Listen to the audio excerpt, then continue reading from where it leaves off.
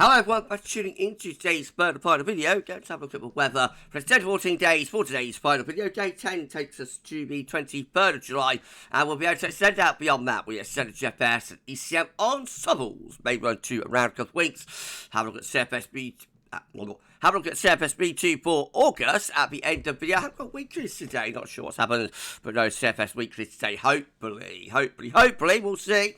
I'll be back tomorrow. Please like, share, and subscribe on all of today's videos. Thanks so much everyone for doing that. We released what did we release today? We released 6 AM forecasts, and we also released the 4th autumn update. That's back on a sunny now long range. Check out those two if you'd like to do that. Right, okay, let's start off with the latest weather map from earthnullschool.net then, showing that high pressure is still in control and in the ascendancy. It's now more towards the north and the northeast, which means we're bringing in more of an easterly front. That's a slightly cooler, fresher wind direction, especially so for the east. Hottest temperatures have migrated out to western parts of the country. Central temperatures now up to 18.3. That's over 2 degrees, above 61 to 1990, average provisional to the 11th of July. These were GFS upper air temperature precipitation ensembles. The next couple of weeks on London today. The red line is the 30-year upper air temperature average for London, starting off above average proposed upper air temperature at the moment. They will be coming down over the next couple of days, actually going slightly below average by around Tuesday. Will still be quite warm in the July sunshine though. And then after that, they start taking off again. So, not as hot as it has been, but becoming warmer again through the second half of next week. Then as we go into the last week of July, hovering very close to the long-term 30-year average. Okay, what's happening there? There we go.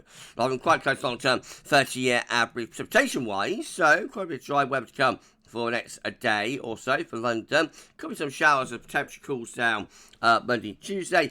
And then after that, we're really just looking at a showery period. There are precipitation spikes there. I don't think it can be overly wet, not going to be deluge, but perhaps a little bit more unsettled in the second half of July compared to what we've been used to through large portions of this summer. Temperature anomalies for the next 5 days up to the 18th of July, generally a little bit above average, 10 to 14 day, still a little bit above average in that far southeastern corner, near normal to maybe a little bit below average in the extreme north. Precipitation anomalies next 7 days to the 20th of July, slightly drier average in the far south and in the north, a little bit more unsettled in between islands, actually looking quite wet. Right, let's start going through the chart data then. This is our latest UK Met Euro. It's looking midnight on Wednesday. Trough of low over central and northern regions. Another low pushing through into the end of the week, just suggesting a little bit more of a showery period again compared to what we've been used to. Heading into the weekend, the pressure starts to take over in the North Atlantic and through the north and west of Europe. That could start to bring some showers, maybe some longer spells of rain in from off the Atlantic. So possibly next weekend looking a bit on the unsettled side. Okay, where are we going? Right, okay, let me just pause the video a second. Okay, icon looks like this, with a low pressure clearing away into the North Sea on Wednesday, ridge building to the southwest. Then high pressure is dominating in many parts of Europe into the second half of next week. And into next weekend, well, we've got a thundery cut-off low down to south and trying to push heat northwards. We're still just about keeping that at bay, but the wind does start to shift around a little bit of icon through next weekend to more of a southeast. So that could be dragging some hotter air from the south again. The KMA, again, it's much of a muchness. Low pressure out to the west through the last stage next weekend, into next weekend. Perhaps a more unsettled look to the weather, particularly for the northwest. The south and south, we could have quite a bit of dry weather though. And as we get towards day 10, we've got the familiar setup of high pressure to the south and low pressure up to the north. And then the GFS midnight run looks like this. So shallow troughs of low pressure, probably bringing showery but not necessarily all that wet conditions through the 3rd week of July. Then a little bit more mobility as we go to the last days of the month. So it's quite a big area of low pressure for the time of the year. It's 25th of July, long way out now, but quite a big low then moving in, potentially bringing in some cooler and wetter weather. By the end of midnight, we're on high pressure side, we'll back up into the south, possibly bring something a bit drier and hotter again into the south then. That's the 29th of July.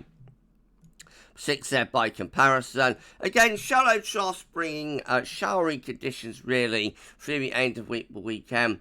Into the start of next week, day 10, high pressure south, low pressure to the north, westerly and a bit on the showery side. And these areas of low pressure and carry on coming as you move into the last week of the month. Low pressure to the north, high pressure south looking a little bit unsettled there by 29th of July, wet and windy in the north and in the west. A mixed second half to July here, and more mixed compared to what being used to through the summer so far. I think it's storing from the model output today, as it was yesterday and probably the day before, so it is a trend at the moment.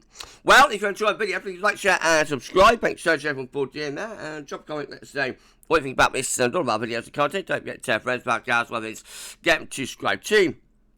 We need to put on around 70 subscribers to get to 20.5k. So if you could give us a sub, that'd be awesome. Thanks so much, everyone. Right, GM again takes low pressure out into the North Sea on Wednesday. Then we've got a ridge through the west of Europe for Thursday, Friday, a lot of dry, warm weather with that. Next weekend starts out a bit more showery and unsettled. Low pressure building up from the south, brings some quite hot air with the gem by day 10, plus 15 Celsius ice blows back in on the 23rd of July. Of course, that is a long way off, but that turns hot there. And then the ECM going to round it all off with that low, but cooling things down for the first half of this week, moving out into the North Sea, taking its showery conditions with it. High pressure then ridging through the west of Europe, second half next week. Brings a lot of dry, warm, very warm weather too. And then lower pressure starts to take over through next weekend, bringing showers or possibly some longer spells of rain. Day 9 and 10 and beyond it keeps the low pressure coming, actually deepens the low pressure there just beyond day 10 by the 24th of July. Rather wet and windy perhaps up in the north at that point. And then cool, showery conditions really carry on all the way up to the end of the month there with the ECM. This is a precipitation forecast based on the ECM run from CFS.com. So most of the thunderstorms, as we cool things down, will be in central and northern regions. Just a few scattered downpours in the south. Then push through this band of wet weather on Tuesday. That could bring some quite persistent, fairly heavy rain in with it. Beyond that, well, start to turn dry really in the south until some showers and storms begin to about close to day 10. So a showery look, and a more mixed look compared to what I've been used to. These are the up to the table within the ECM ensembles day 4, day 10 from the Icelandic Met Office. Let's get us to the 23rd of July. 18 members of the ECM ensembles with high pressure to the north and to the west of Europe. Winds coming in from the east. We've got 13 with low pressure to the east, high pressure around Greenland and Iceland.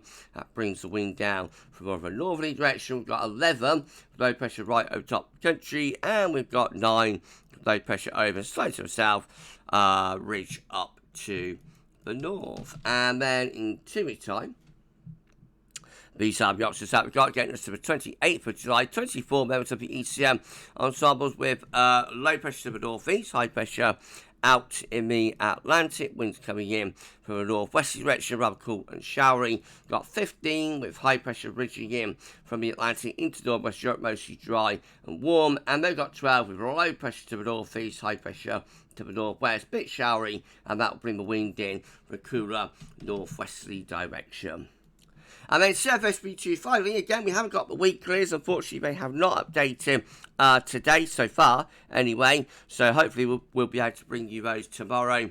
Today we can show you, though, yesterday's CFS V2 700 millibar height anomaly monthly forecast for August, and it's showing low pressure to the north, high pressure to the south, a classic westerly August, therefore with most unsettled weather up in the north. The temperature anomaly is near normal, slightly above down in the south, and there's no signal for precipitation.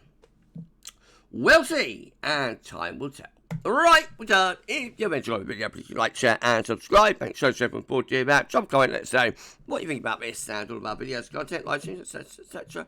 And don't forget to tell friends about GavsWeatherVids, get subscribed too. Thanks so much, everyone, for doing that. So tomorrow, got 6 AM UK weather forecast, and we'll be at 10-14 day as well. Keep checking back to the channel for more for this one and for today's vids. That's all for now, and thanks so much.